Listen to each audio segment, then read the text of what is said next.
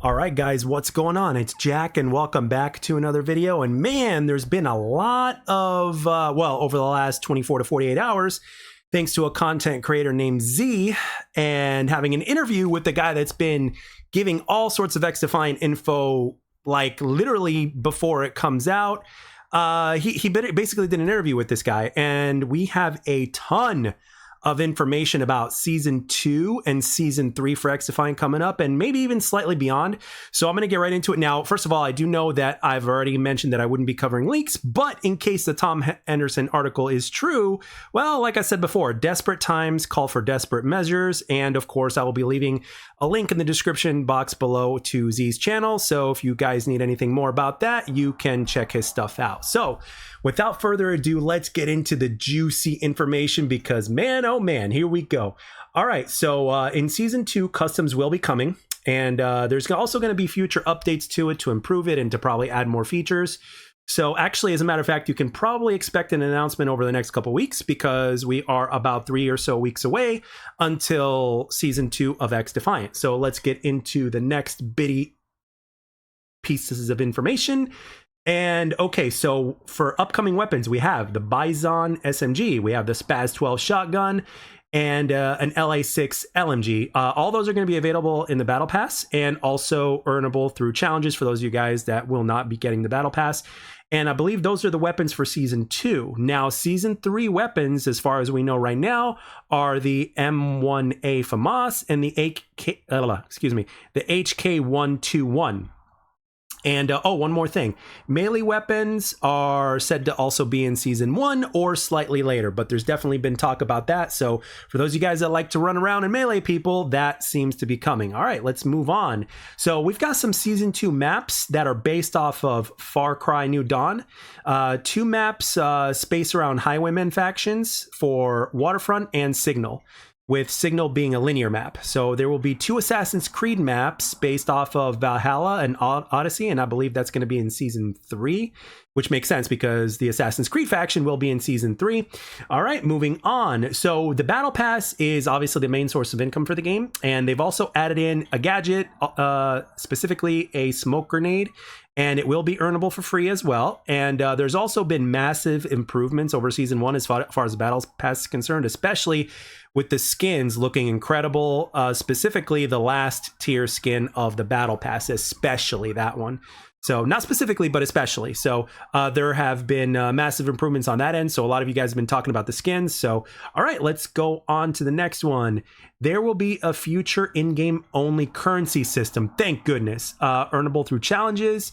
Currency is going to be earnable through challenges, objectives, Ubisoft Command, and it is assumed that the currency will be used to buy things like skins and other cosmetic items. Next up, this is a big one that you guys wanted to know about. Search and Destroy, or Search and Deploy, aka Bomb, was planned for season 1 but will be at season 2, and I'm pretty sure it's going to be at the beginning of season 2 as well. And footsteps in that mode will be quite louder than and of course the factions abilities are not going to be easily as earnable as they are in other team game modes like let's say Team Deathmatch, right? So it's going to be harder to be able to get the factions, which obviously makes sense. All right, let's move on to the next one. Year 1 factions include Highwaymen, the Highwaymen faction for season 2, Assassin's Creed faction for season 3, and season 4's faction will be Wolves from Ghost Recon Breakpoint. Highwaymen will have a grenade launcher and a turret. Wolves from season 4 will have a drone ability. Season 3's Assassin's Creed will have a dagger ability called Apple of Eden, and an ability similar to Echelon, to where you will not be able to be seen or invincible, or excuse me, not invincible, invisible. All right, moving on to more juicy info. Upcoming modes will include Free For All. There's an LTM mode centered around heroes and villains, and all we know so far is that they are character-based. Another mode is for SMGs versus LMGs, where one team is going to have SMGs and the other ones will have LMGs. Now I have to say something about this right away. It almost sounds lame on the surface, but I think the SMG classes are going to have a movement buff to where they'll be moving around a lot faster than the regular speed, and the LMGs are not going to be as fast as they normally are. That's my assumption. So, or it could be kill based. You never know. But that is kind of going to be interesting. And they may have special maps for that one specifically, but we'll see. All right, another mode is a 2v2 mode, aka Team Knockout, where there's going to be 3 teams of 2 players, and the last team standing wins. And it is assumed that it will be for small maps. So we're talking maps like Arena, Rockefeller, and the other small map that got recently released that I can't really remember. What is it, Coliseum or something like that?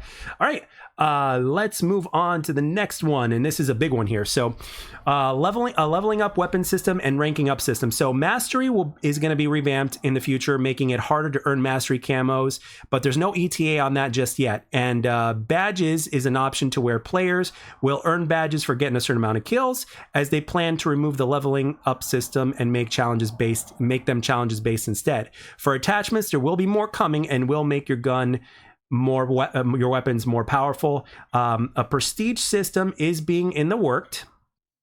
So, but it's been kept very quiet, but not so much info has been revealed, other than that it's going to be a classic prestige system similar to COD, and it will be changed yearly. But again, no ETA on that. I don't know if that's because they haven't been working on it that much, or they're just keeping that quiet on it, but I don't know. We'll see. And this is the end over here, to where we say that Season 3 will be bigger than Season 1 and 2 combined, with more detail in the coming weeks on info there from the gentleman who has been getting all the info, and then there will be more info on that. So just to think about Season 3 being bigger than 1 and 2 combined is a big deal. And it also kind of hints to where like these guys are going to be putting in like everything they got into Season 3 for reasons that we have already discussed.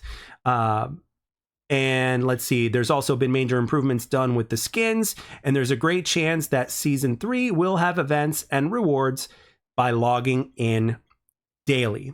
All right, so that is pretty much it all for the info at this point, guys. So now I'm just going to have a few words of discussion about this.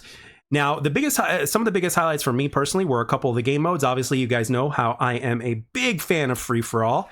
And fun fact, actually, back when I was streaming on Twitch, when I was playing COD World War II, I was grinding mainly free-for-all, and I got raided by a big content creator who had hundreds of views, and like they all raided me after that. And lo and behold, he was watching me because he really enjoyed the way I played free-for-all. Go figure. So just a fun little fact I might squeeze in there. And the 2v2v2 game mode sounds interesting. The LMGs versus SMGs sound really good. I mean, I'm a fan of the small maps, so if they have a very unique type of small map game modes, I'm all about that. Let's see, what else stood out to me? Obviously, the Battle Pass being an improvement is a big one.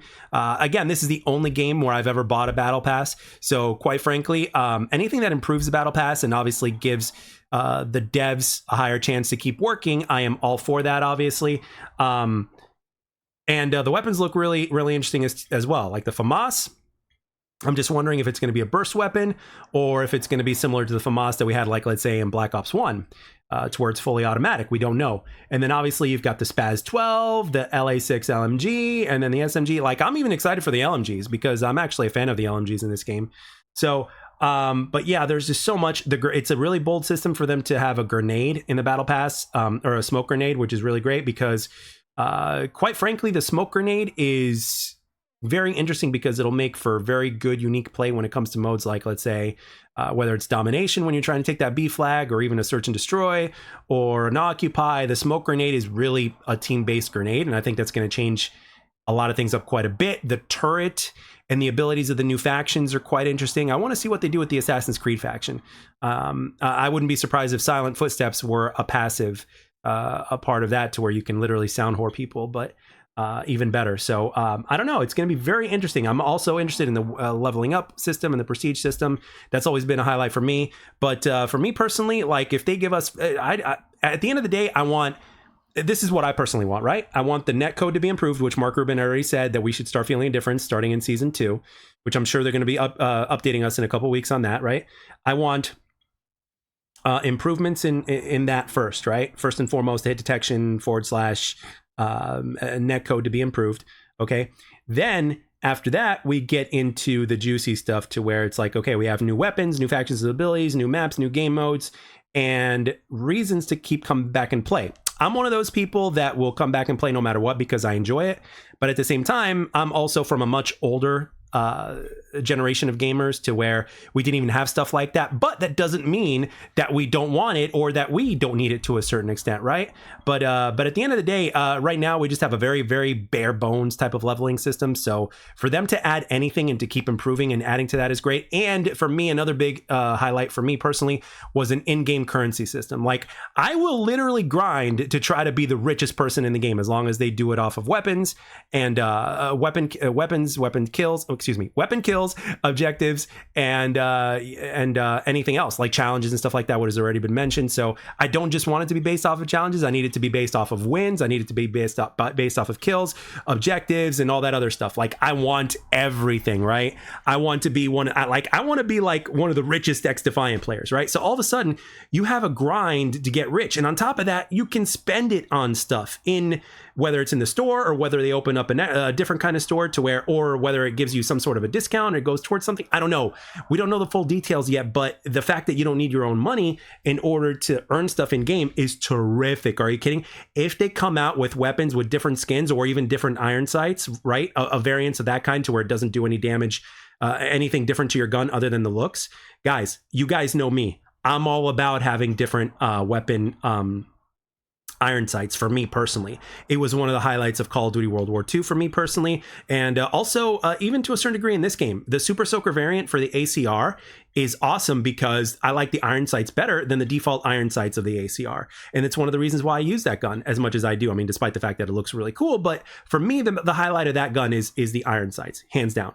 So yeah, lots of exciting stuff to be had here. And yeah, let's just hope everything here does come to fruition. Let's hope the Tom Henderson article was not right, but at the same time, we are going to do everything within our power to kind of promote the game as much as we do around here and support it. And that's basically how we do it. So I want to know down in the comment section what you guys think in terms of this info drop of leaks, so to speak. So I'm really curious as to what you guys think and what you think the abilities would be, because I know that there are quite a few of you that are much more familiar with Ubisoft franchises than I am. So please feel free to let everything be known down below. So with that being said, I'd like to thank everybody for taking the time to watch and or listen.